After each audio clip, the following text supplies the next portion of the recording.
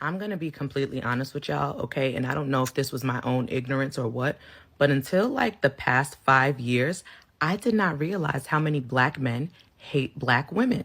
And of course, this is a sum, not all, and I'm not even going to say the majority, but it is a pretty significant number. And of course, as a mental health care provider, I know a lot of this stems from trauma, possibly with their mother or another female in the past, or maybe they had an emotionally incestuous relationship with their mother, and that's why they have these perspectives. But whatever the case may be, it is disturbing. It is a black woman's fault that she is a single mom, even though it is the man who left. Let's stop it right there, family. Welcome back to Young, Black, and Wealthy. That's going to be the topic of our discussion today. She said, because the man leaves. It's the woman's fault because the man leaves in a sarcastic way. But we understood the intent because basically what so many women are saying is that if there's a single mother, then it's the man's fault. The single mothers, the responsibility for single mothers lies solely with men. That's the reason why so many single mothers. So I want to dispel that stereotype today. Let's get rid of it. Let's discard it. And that's one of my passions, to dispel all of these stereotypes, to destroy them about black men and black fatherhood. So let's get right into it. Divorce, separation. We know that statistics say that 80%, 75 to 80% of divorces are filed by women. If you go into college educated women, that number goes almost up to 90%. Okay. So we have to ask ourselves, is are women the cause for them being single mothers? If you're separating and breaking up the family more, I mean, at an exponentially higher rate than men, then who's responsible? And I know what the argument is going to be. Well, men are unfaithful, men are cheaters, but let's go into studies, the stats, the statistics, the facts. We know now that women cheat at the same rate as men do. And in some instances, they cheat at an even higher rate. And you can go look it up. These studies are readily available. Just Google them. Just Google them. These are facts. So we can't blame it on infidelity. We know that you can go simply into a divorce court and say, well, you know what, we're not getting along, irreconcilable differences, and get a divorce. A woman can wake up one day and just say, I'm not happy. I don't want to do this anymore. I don't want to do this anymore, and break up the whole family. Men don't leave relationships. Men don't leave marriages. Men, most of the time, if they have time invested, even if they're unhappy, they will stay in and stick in there for because they invested time, money, energy, and not only that, they don't want anybody else around their children. They want to be able to protect their family. They stay there because they want to protect their daughters and their sons. That's one of the reasons. No matter whether they're happy or not, they think logically and say, well, you know what? Hey, do I want to go back out here in the field and deal with all of the craziness out here, or should I just stick in here and tough it out with my family, who I got many years in? I know them. I know my wife. I know how she is. I can deal with her. Let me go ahead and hold it down and keep my family together. Women are breaking up families. It's a fact. Now, I'm not saying that in all cases that men don't act up, they don't do dumb things and cause women to justifiably file for divorce. I'm not saying that. But I'm saying that if we're heading towards 100%, nearly 100%, when we factor in college educated women, they're getting filing for the majority of the divorces, 90% of them, then all of that can't be because of men. Think about it. Now let's move on to the next reason. And I want to keep this short. I want to keep this real short right here. I wrote down some of my points and I don't want to forget them. Men, we know this all too well. Women using our sons and our daughters as weapons against us. What do? Oh, you know what? You're not going to ever see your daughter again, your sons again, your children again. This is common. We see this all the time. But the thing about it is, in today's society, people don't really talk about it as much as they do other issues because it's dealing with men. Nobody really cares about men's rights and fathers' rights. They don't really care about that, so they don't really talk about it. But on this channel, you will be hearing issues that affect men. It's going to be on blast. I'm going to amplify it as much as possible because, in all fairness, we need to be looking at all the issues that affect Black people, our families, our children. But women were just up one day. Oh, he's happy. Um, he's moved on. Um, he's got a new girlfriend. Oh, he's not doing what I want him to do, so he can't see his children anymore. I would love to ask women, what is your response? And y'all can go down into the comment section. I'd appreciate it. What do you say to women who do that? Are men responsible for that? If they're providing for their children, spending time with their children, then the woman ups one day and says, to hell with you. I'm going to block you. You can't talk to the children. You can't see them.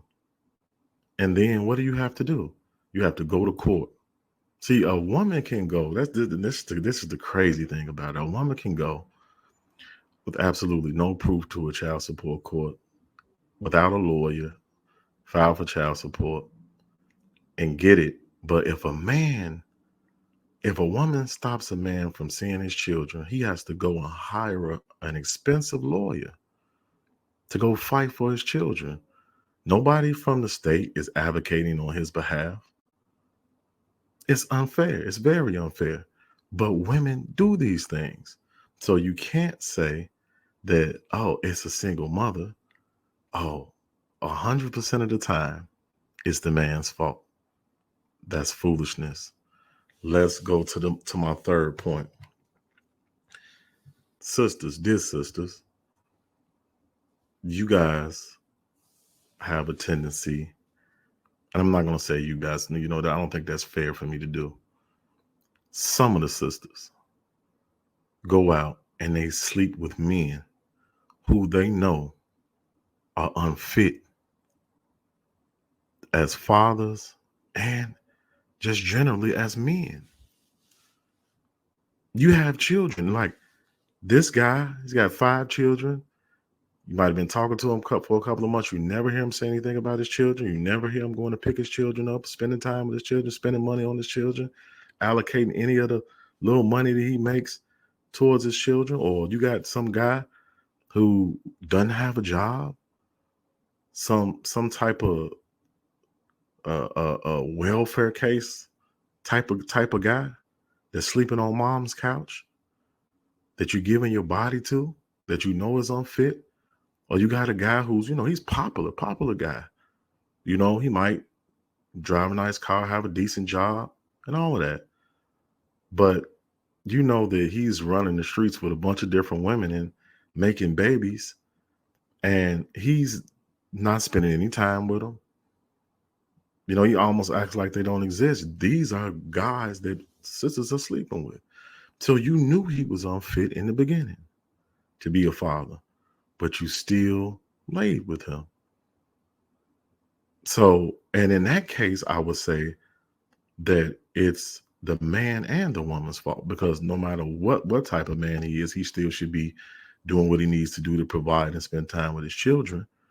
But if you knew he wasn't that type of man, why did you lay down with him? Why did you give him your body? That's a question that I would like for the sisters to ask.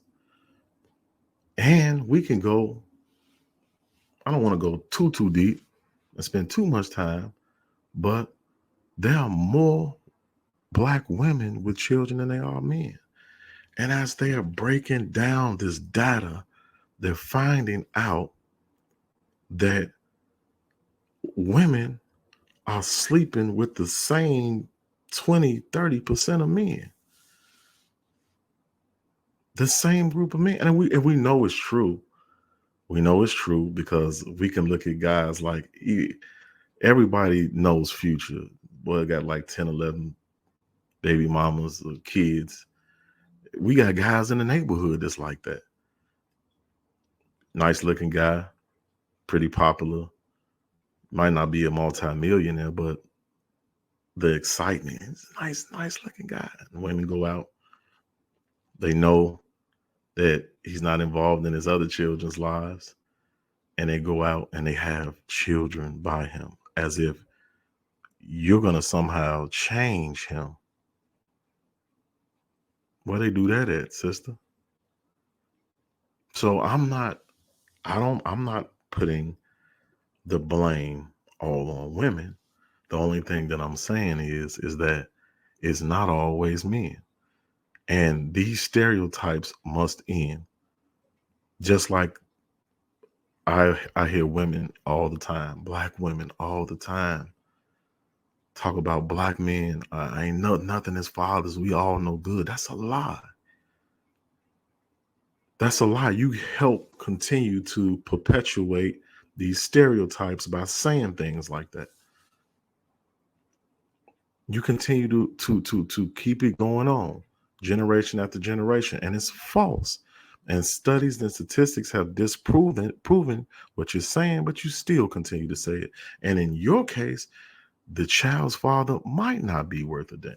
That might be a fact. But you chose him, and the other 10 baby mamas chose him as well. And we all have to take responsibility for the decisions that we make, no matter what. So I want to continue this conversation. I would love to hear what men and women have to say about this particular subject. So let's have a conversation in the comments section. And if you want to support me, if you love what we're doing, the Young, Black, and Wealthy on all platforms, the greatest thing that you could do for me at this time is to like, comment, subscribe, and share. If you see some content and you got a repost app, just repost it. Repost it and tag us. Let people know who we are. That's how you help us grow and build and help us to continue to get the word out, to talk about issues that affect us as black men and black women. So I love y'all. Let's keep striving. Let's make each and every day a great one if we can. Don't forget to get a family a hug from me because family is very important. And I'll see y'all soon. God bless.